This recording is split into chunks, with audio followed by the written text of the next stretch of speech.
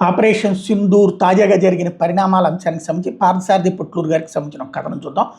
నిజంగా ఒక్కటే నిజం, రహస్యం తెలిసేని క్షణం. ప్రపంచం పరమ వికృత ముసుగు తీసి చూస్తే అసత్యం సహజ సుందరం, అనంతం దాని వైభవం. అబద్ధం కరిగిపోయినా బ్రతుకు సాగదంతే, ప్రతిదీ పచ్చి బూటకం. నిజం ఒక నిత్య నాటకం. సిరివెన్నెల వారు 3 దశాబ్దాల క్రిందట రాసిన ఈ మాట అక్షర సత్యాలు. అనుమానం నిజమైంది. పాకిస్తాన్లో ఉన్న అణు warheads America. John Kiriakou America spy agency అయిన సిఐఏలో 25 ఏళ్ళు ఆఫీసర్గా పనిచేశాడు. జాన్ కిరియోకోవ్ ఇప్పటికే ఉన్న అనుమానాలు నిజం చేశాడు. పాకిస్తాన్లో ఉన్న అణు వార్ హెడ్స్ అమెరికాకు చెందినటువంటి బాంబు పేల్చాడు. ఆపరేషన్ సింధూర్ సందర్భంగా భారత్ యుద్ధ విమానాలు పాకిస్తాన్లో నూర్ఖాన్ ఎయిర్ బేస్ మీద దాడులు చేసిన సంగతి తెలిసిందే. అయితే ఆ దాడుల్లో భూగర్భంలో ఉన్న అణు వార్ హెడ్స్ దెబ్బతిని ఉండొచ్చని అనుమానాలు కలగడంతో ఆపరేషన్ సింధూర్ని తాత్కాలికంగా నిలిపేస్తున్నట్టు భారత్ ప్రకటించింది. ఆపరేషన్ సింధూర్ని నేనే ఆపానని డొనాల్డ్ ట్రంప్ ప్రకటించడం అదేం లేదు. Pakistan military operation director general hotline ద్వారా భారత్ను అభ్యర్థించడం వల్లనే ఆపరేషన్ సింధూర్కి భారత్ విరామం ప్రకటించిందని భారత విదేశాంగ మంత్రి శ్రీ జయశంకర్ గారు ప్రకటించడం జరిగింది. భారత ప్రధాని నరేంద్ర మోడీజీ కూడా పాకిస్తాన్ అభ్యర్థన మేరకు ఆపరేషన్ సింధూర్ని ఆపాం, కానీ ఇది తాత్కాలిక విరామం మాత్రమే బహిరంగంగా ప్రకటించారు కూడా. నూర్ఖాన్ ఎయిర్ బేస్ భూగర్భంలో అణు వార్ హెడ్స్ ఉన్నట్టు మాకు తెలియదు, కానీ విషయం బయటపడినందుకు ధన్యవాదాలంటూ ఇండియన్ ఎయిర్ ఫోర్స్ చీఫ్ అనడం కూడా జరిగింది. మే 10 జరిగిన పత్రికా విలేకరుల సమావేశంలో దాడుల్లో భాగంగా అన్ని ఎయిర్ బేసుల మీద దాడులు చేశాము, అందులో నూర్ఖాన్ ఎయిర్ బేస్ మీద దాడి చేశాం తప్పితే ప్రత్యేకంగా నూర్ఖాన్ బేస్ మీద మాత్రమే దాడులు చేయలేదని కూడా ఇండియన్ ఎయిర్ ఫోర్స్ ప్రకటించిన విషయం తెలిసిందే. జాన్ కిరియోకోవ్ చెప్తున్న దానికి విలువ ఉందా? ఎస్, జాన్ కిరియోకోవ్ 25 ఏళ్ల పాటు సిఐఏ కౌంటర్ టెర్రరిజం ఆపరేటివ్గా పాకిస్తాన్లో పనిచేశాడు. సో జాన్ కిరియోకోవ్ చెప్తున్న దానికి విలువ ఉంది. జాన్ కిరియోకోవ్ సిఐఏ రహస్యాన్ని బయటపెట్టడం ఇదే మొదటిసారి కాదు. 2007లో సిఐఏ కస్టడీలో ఉన్న అల్ఖైదా టెర్రరిస్టులను నిజాలు రాబట్టడానికి చేస్తున్న ప్రయత్నంలో భాగంగా అల్ఖైదా టెర్రరిస్టులు వాటర్ బోర్డింగ్ అనే చర్యతో హింసించింది. ఈ విషయం బయటికి రావడంతో మానవ హక్కుల సంఘాలు ఆందోళనకు దిగాయి. విషయం అంతర్జాతీయ విమర్శల పాలైంది. దాంతో సిఐఏ బహిరంగంగా వివరణిస్తూ తాము అంతర్జాతీయ న్యాయ సూత్రాలకు అనుగుణంగానే వ్యవహరిస్తున్నామని, ఎలాంటి మానవ హక్కుల ఉల్లంఘనలకి పాల్పడలేదని ప్రకటించాల్సి వచ్చింది. సిఐఏ వివరణించిన కొద్ది రోజులకే అప్పటికే సిఐఏ తరపున విధుల్లో ఉన్న జాన్ కిరియోకోవ్ ఓ పత్రికా విలేకరికి ఇంటర్వ్యూ ఇస్తూ అల్ఖైదా టెర్రరిస్ట్ని సిఐఏ వాటర్ బోర్డింగ్తో చిత్రహింసలు పెట్టిన విషయం నిజమేనని ఒప్పుకున్నాడు. అది అంతర్జాతీయంగా సంచలన వార్త అయింది. దాంతో ఫెడరల్ గవర్నమెంట్ జాన్ కిరియానోవ్ మీద కేసు పెట్టింది. 2012లో court intelligence identities protection act కింద జాన్ కిరియానోవ్ని 2.5 సంవత్సరాలు జైలు శిక్ష విధించింది.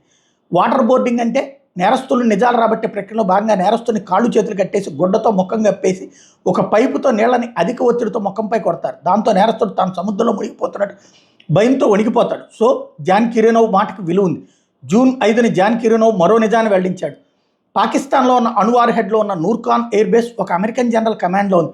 అక్కడికి పాకిస్తాన్ మిలిటరీ అధికారులకు కూడా ప్రవేశం ఉండదు. నూర్ఖాన్ ఎయిర్ బేస్ని ఆపరేట్ చేసేది పాకిస్తాన్ ఎయిర్ ఫోర్స్ అన్నది నిజమే అయినా కేవలం కొద్ది ప్రాంతం వరకే. అంటే రోజువారీ ఆపరేషన్స్ కోసం రాడార్ ఉన్న ప్రాంతం, రన్వే, ఇతర అడ్మినిస్ట్రేటివ్ బిల్డింగ్ల వరకే ఎయిర్ ఫోర్స్కి అనుమతి. ఇక అదే ఎయిర్ బేస్లో ఉండే అత్యాధునిక మిలిటరీ కాంప్లెక్స్ మరియు అదే కాంప్లెక్స్ నుండి అండర్ గ్రౌండ్ నుండి సొరంగ మార్గం ద్వారా భూగర్భంలోకి వెళ్ళే ప్రాంతంలోకి ఒక్క అమెరికన్స్ తప్పితే ఎవరికి ప్రవేశం ఉండదు. ఈ విషయం జాన్ కిరియానోవ్ బయటపెట్టింది.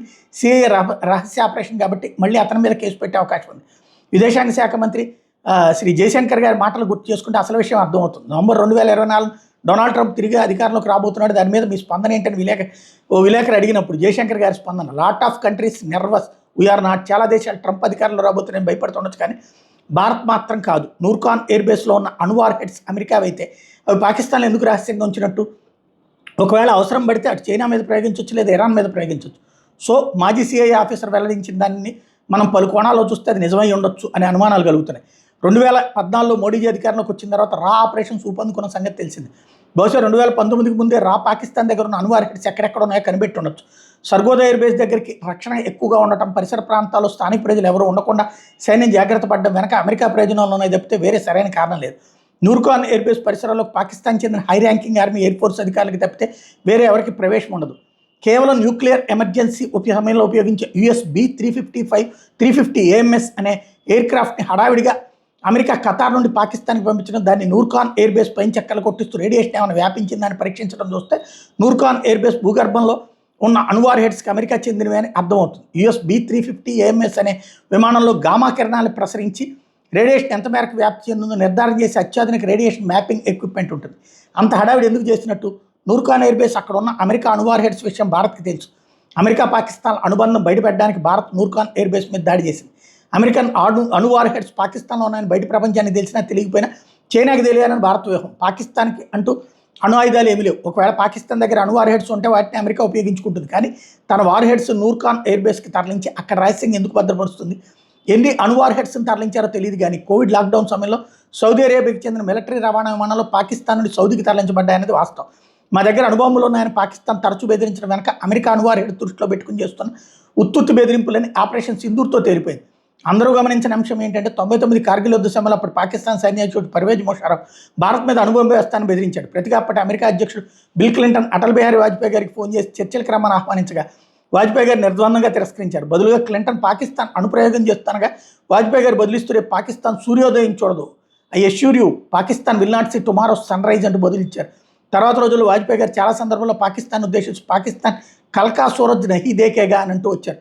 బిల్ క్లింటన్ పాకిస్తాన్ వైపు మొగ్గు చూపకపోగా అప్పటి పాకిస్తాన్ అధ్యక్షుడు నవాజ్ షరీఫ్తో భేటీ అయినప్పుడు షరీఫ్ బేషరతుగా కార్గిల్ నుండి తమ సైన్యాన్ని వెనక్కి తీసుకోవడంలో సహాయం చేయమని క్లింటన్ అభ్యర్థించాడు.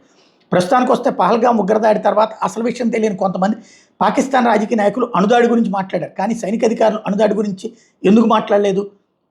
కాకపోతే ఆపరేషన్ సింధూర్కి విరామం కూడా అట్లాంటి పరిస్థితుల్లోనే ఉందన్నటువంటిది ఇక్కడ కీ పాయింట్ అయినటువంటి అంశం. ఏదైనా సరే ఇప్పుడు ఉన్నటువంటి సిచ్యుయేషన్లో భారతదేశం అయితే ఎక్కడ మొహమాట పడే పరిస్థితుల్లో లేదు.